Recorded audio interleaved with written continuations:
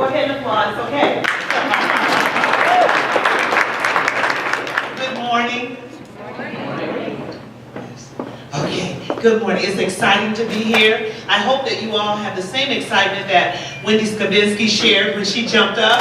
And I thought, oh, and I've got to end it, so I got to make sure I'm at least level with you, okay, with my hyperness here.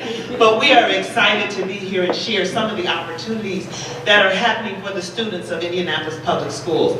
As you know, we're a district with over 30,000 students. I thought that was a lot. Until last week, I was in Chicago and was communicating and collaborating with a district from Los Angeles, California with 500,000. So I thought, I'll just sit in my corner here and not say anything else. But it was simply amazing that all over the country you can talk to people who are talking about Navians. And I'm not being paid either, Wendy, but I was sharing information. And Joe, you probably got some phone calls from San Antonio, Texas. I gave them your information. They're very interested, and I said, you need to talk to Joe. He'll get you the right person.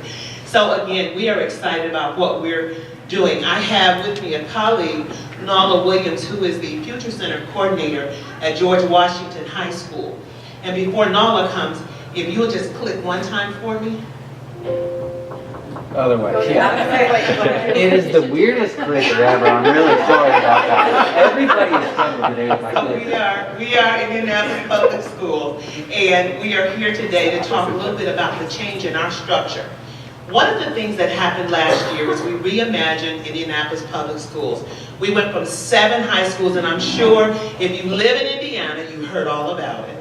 And we went from 7 high schools to 4. But we left the traditional model and went to the choice option, pathways. So every high school that we have, our students have a pathway in which they decide which they're going to choose. That choice starts at the 8th grade, so I was so excited to hear a lot of the middle school information because there's a few things, the nuggets that I took that I'm going to take back for our transitioning in our 8th grade buildings. But the thing that I think is so important is that we are looking as a district, it's not just increasing the overall completion, but understanding why. And it's not a task. So many times I hear and we talk about there's a task that you have to complete in grade 6. You got to complete these tasks in grade 7. But it's not about a task, but it's about completing a part of your future. And so students are now beginning to see, based on the change and the shift in our conversation, that this is something that's going to help them have a bright future. So some of the things that our district goals is increase overall completion rates and usage, increase engagement more than task completion, increase teacher usage in classrooms, and increase parent usage. So with that being said, I'm going to click, and then I'm just going to tell you a little bit about, in 2016, Eli Lilly offered an opportunity for everyone in this room to pursue their grant for counselor support. Indianapolis Public Schools was awarded over $2.8 million. And that was amazing. I think I was on cloud 9, and I still am, because we had the opportunity to create a program that was going to benefit not just our students, but the district as a whole. So we went and we researched and we began to say, what do we really need to support our counselors? And we came up with the Future Centers. We had an opportunity to go out to Oakland, California, and look at some models there. We came back and we created what we felt our students really needed. And in the Future Centers, we call it the hub for movement, the hub for success. And what we're doing is supporting our counselors, who, as many of you know, have over 250 on their caseload, over 350 on their caseload. I can continue to count if you like, but we know that it's over what ASCA recommends. So therefore, how do we support our counselors so that they can meet the needs of the students individually, one-on-one? So the Future Centers are now the place, that hub of movement, for group presentations, for providing our college representatives to come out, employers to come out, our military to come out and have those conversations about careers, college, and enlistment.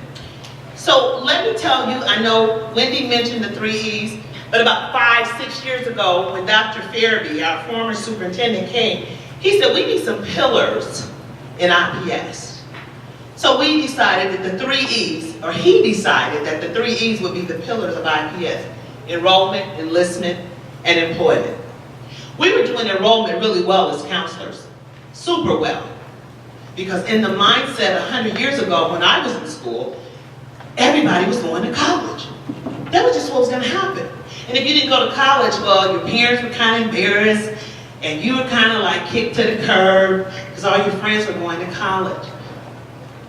But I have come to the conclusion that there are students who can enlist in the military and be employed at a livable wage and be phenomenal. So if I believe it, then I've got to teach not just the people around me, but the parents and the students. So there are students in certifications in IPS who are leaving and going out into the workforce and making $30,000, $40,000 out of high school because of a certification. So we wanted to make sure that we gave equitable access to the 3 E's. So in doing that, we have a military collaboration where we have our generals, brigadier generals, colonels, lieutenants from all branches, and we meet every other month. And they're providing us with military Monday, or it's military Wednesday. What do you have? Monday, okay. Military Monday, where they're coming out and they're talking to our students about enlistment. It's not just about going to war, and that's what I thought the military was 100 years ago. But there are careers. If you're interested in culinary, you can go into the military, and your curriculum is paid for. Your education, your degree is paid for. So we're trying to open the eyes of our students and parents to understand that students can go into the 3 E's and be successful. So with all of that being said, how does Navient play a role? My goodness, a major role. That's good. So when we talk about the George Washington High School is one of our schools, and they do it a little bit different because Joe mentioned to you that we do not have an advisory in every one of our high schools. So what we had to do was figure out what is the best way to present with our Navient's program. How can we make it exciting? And how can we make it accessible to all students in high school and get them engaged? So Noel is going to talk a little bit about some of the specific things that they did at their school that they felt, not so good. This is the lessons we learned, and this is what we're going to do. So I want her to share a little bit of that, and I'm just going to kind of play back and forth. Good morning, everyone. Again, I'm the Future Center Coordinator for George Washington High School, and this was my first year as a coordinator for the Future Centers. Again, this is a new and upcoming initiative. Let me tell you a little bit about George Washington. So the school's been around for a very, very long time. However, most of the students and the teachers were brand new to the building. So with the closings, we kind of had people from Arlington, people from Northwest, same with the students. So it's all brand new, all of us in the building trying to figure out, how to get things accomplished. So we had the district goals for Naviance, of course. And in my mind, being a counselor, there was a way that I thought it needed to be implemented. So we had a big teacher PD at the beginning of the year. So the teachers were aware of it. They knew the goals and the expectations for Naviance. I provided all the paperwork that I needed to provide for the teachers, and I asked for them to first to do it in their classrooms. We had like a Naviance day. I have awesome administrators, and pretty much anything that I asked them to do with Naviance, they have supported me with because they understood the importance of it. So we tried that. So we took time out of one day, and the teachers were supposed to get the kids on their phones because that was the only way that we can get them onto Naviance school-wide. So the kids were going to go on their phones just to do the goals. So the day rolled out, and tried a few times more last semester, and by the end of the semester in December, I was still at 7%. And that was hard for me because there was a lot of work that went into trying to get the kids to complete their goals, and it did not work. We had low completion rate. The kids were not engaged. I actually went into a freshman class to try to help the teacher, and it was a mess. I mean, there was no reason for them to do it. They had no interest in it, they never heard about it, they just didn't want to have anything to do with it. So, me being who I am, I was like, this can't be. And then I got my results again, and I'm at 7%. So what in the world are we going to do? We're not meeting just expectations, what do we do? Well, I kind of flipped the script a little bit, and this spring semester, we went ahead and we did more professional development with the teachers. I made sure I understood Naviance a little bit more for myself because I figured this might need to be something that goes through the Future Center instead. So take the pressure off of the teachers and put it onto the Future Center staff, and let's see if we can't increase those numbers that way. So I got, again, wonderful administrators. I got administrative permission to pull the English classes, all the English classes in the building, just once a month. That's what they allowed. The teachers just had to be in the room. They didn't have to leave. We just needed the support of the teachers in the room. So when the kids come into the Future Center, we go through the 3E presentation because we kind of want them to know why they're there. A lot of this information they've never heard before. So talking about the enlistment part, knowing the kind of things that can take that E away from them early is important. And then employment is probably the E that we've seen the most improvement on because there's so many jobs out there right now that kids don't know about, that they'll have the education paid for, and they'll make pretty good money, like plumbing and welding. We know we have shortages in these areas, and so it's my job to make sure that they know of those choices. And I've seen a lot of kids make informed decisions about going into employment instead of enrollment or enlistment. So that's been really wonderful to watch. So the kids come in, they get the 3E presentation, they get information about the district supports that they didn't know they were there. So some kids didn't know IPS had, email for every student. So things like that, they logged into their email, they put it on their phones, and then the meat of the presentation is Naviance. And the first thing they do when they get on there is their goals. So by the time they've gone through the presentation, they kind of understand why. We talk about specific things like what post-secondary means. And so one of the Naviance goals is, what's your post-secondary goal? And if they forget, I ask them again. But they kind of know, they understand why it is they're getting onto Naviance by the time they get on there. Positive reinforcements I want to talk about. So we figured we were trying to come up with a way to get the kids engaged a little bit more. So of course, just like adults, we like them too. We like positive reinforcement. So we developed Future Center dollars. So we actually we have a lot of volunteers. We printed our Future Center dollars. Every dollar is stamped so they can't reproduce them because kids get creative. And then every Friday, the kids get to shop. And it's really a junk food store. I hate to say it, but it works. So hot chips are a really popular item right now. With the grant, we were able to buy those, the junk food. Gatorade is the most expensive thing that we have, which is $4. A bag of chips costs $3. And just so you know, it's not easy for them to earn it. So all 3 goals in Naviance will earn them just $1. Every answer that they give me during the presentation, if they get it correct, is just $1. So they're having to become very engaged to earn that money.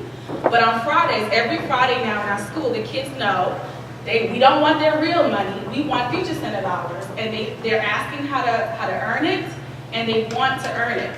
So by the time they're done in the Future Center, some kids will end up with $15, $16 because they're involved and they're raising their hands, and they want to do it because we now have that positive reinforcement in place. And let me jump in there. Yes. Not only are the students excited, but the teachers are excited. Absolutely. As she said, the teachers were just coming in to just babysit. But now they're up teaching Naviance. They're taking your job. Yes. Oh, let me tell you about it. And let me show you how to log in. So our teachers are engaged, and that's what's exciting. Yes, so oftentimes when a classroom's in the Future Center, there are probably 4 or 5 adults in there as well.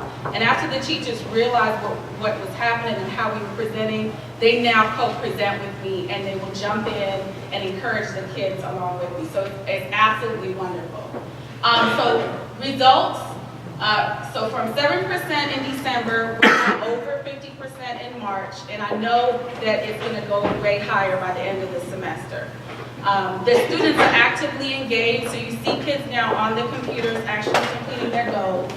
Again, the teacher buy-in is there. There's an increase in teachers wanting the kids to come into the Future Center because now they're connecting the curriculum to their standards and they want to get involved. And there's this wonderful positive association to Naviance now. I can walk up to a kid and say, you know, what are your goals and what are you thinking about doing? And kids understand that as well. And then for next year, I already can see how this can go a lot further, and I'm excited about it. So we want to, the English classes will be our baseline from here on out, but we want to start pulling in those other classes.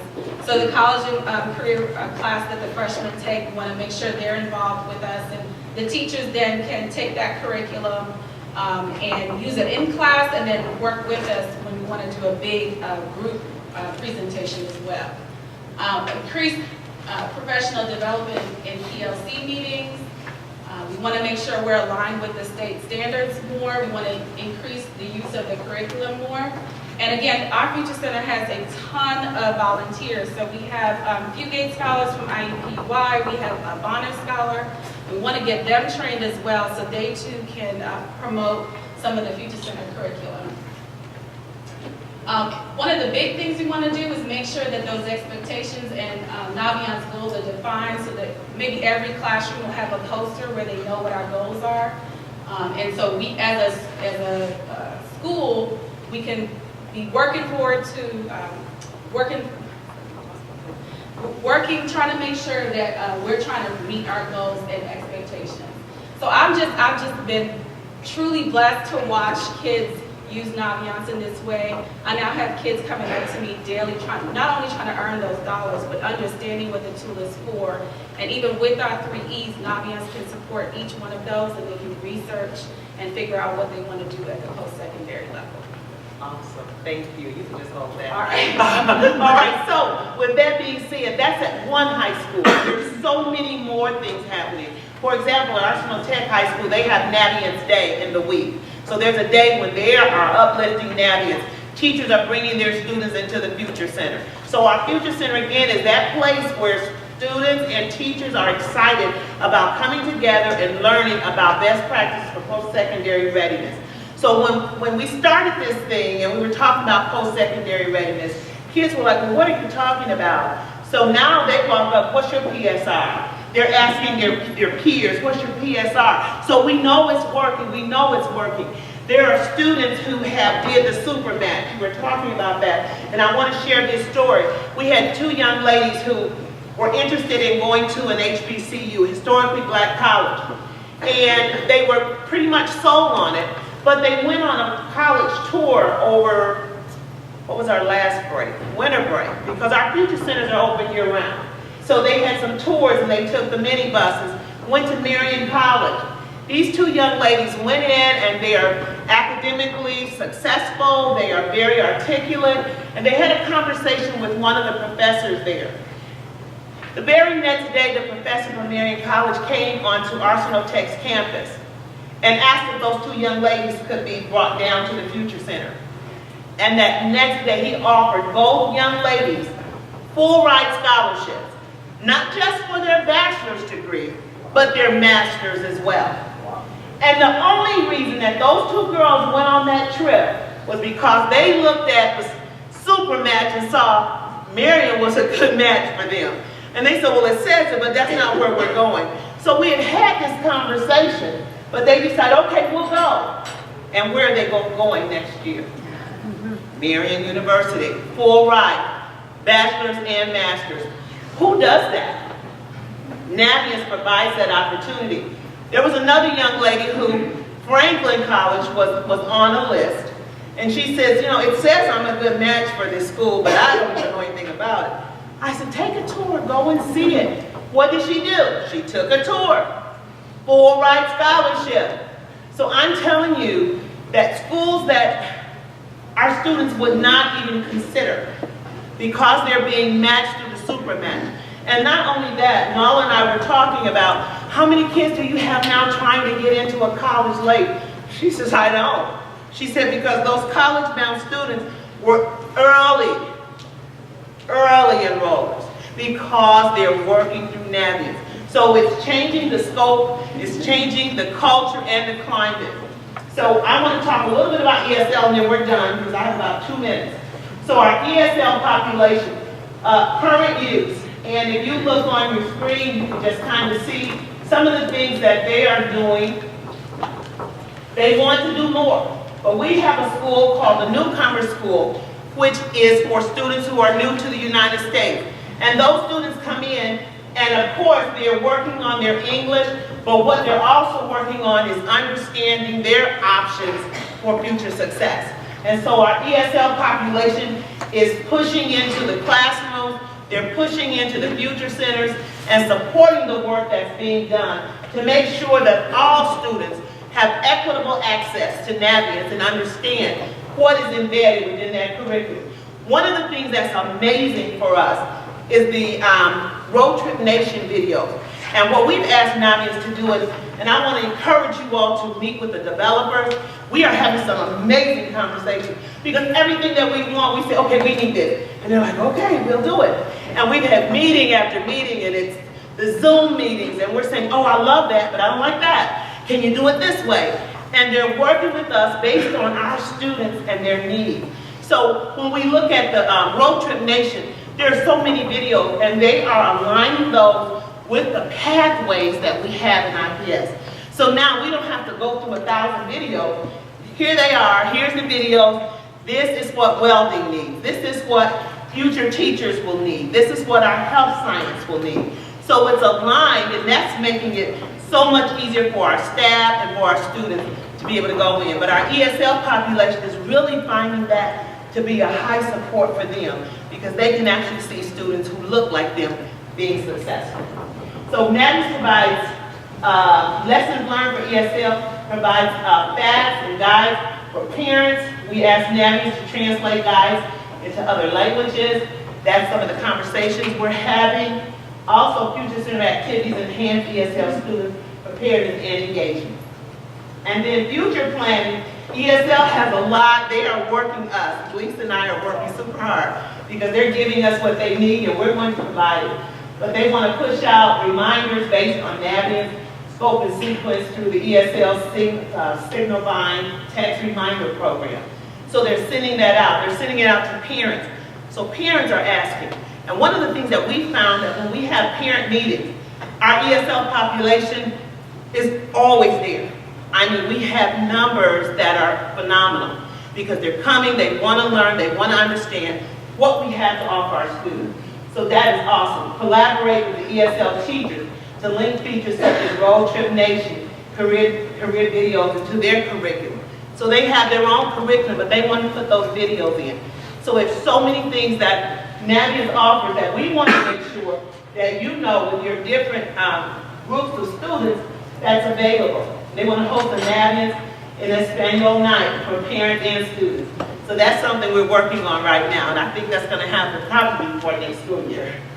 Let's see what else. The last thing, use Navient during preparing for high school presentations. So we want for our 8th graders. So that transition piece is huge in our district, and we're working. We have a subcommittee that meets weekly to work on our 8th grade transition and possibly having summer bridge for our students from 8th to 9th grade. So we are doing a lot of things, but Navient is making it possible.